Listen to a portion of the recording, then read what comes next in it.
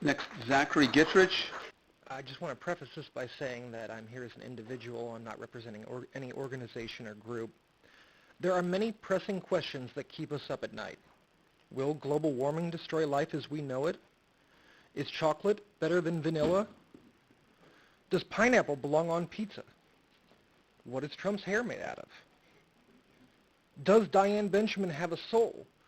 Or is she merely an empty, festering husk of nativism and hatred?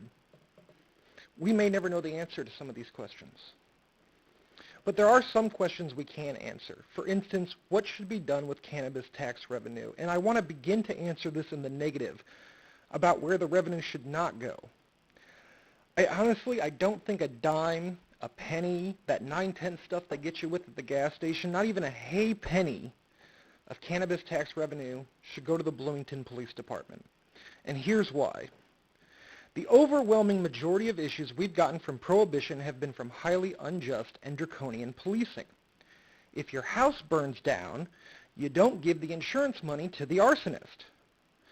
So spare us the lamentations of the Bloomington Police Department or any police department when it comes to this issue. I truly do not have tears to give. I'm being very frugal with my tears, I must admit.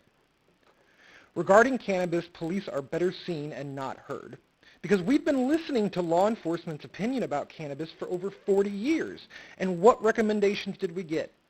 Mass incarceration, broken windows policing, stop and frisk, a failed war on drugs, pretext stops, and almost 1,000% increase in the use of SWAT raids, largely on low-level cannabis dealers, militarized police, and entire communities terrorized and devastated by the overzealous enforcement of prohibition. One of the main reasons for ending prohibition is precisely to repair the damage done to communities by law enforcement, and that is where cannabis tax money should go. At the same time, I believe this council should stress to law enforcement a complete de-emphasis on wasting resources on cannabis enforcement. Even though cannabis will now be legal, there are still plenty of ways to come up against the criminal justice system. In Canada, after alleged progressive Justin Trudeau legalized cannabis, he placed former Toronto Police Chief Bill Blair in charge of the marijuana. Enforcement of pot laws has actually skyrocketed there. Now, obviously, if someone is selling pot outside of the school fence during recess, yes, prevent that from happening.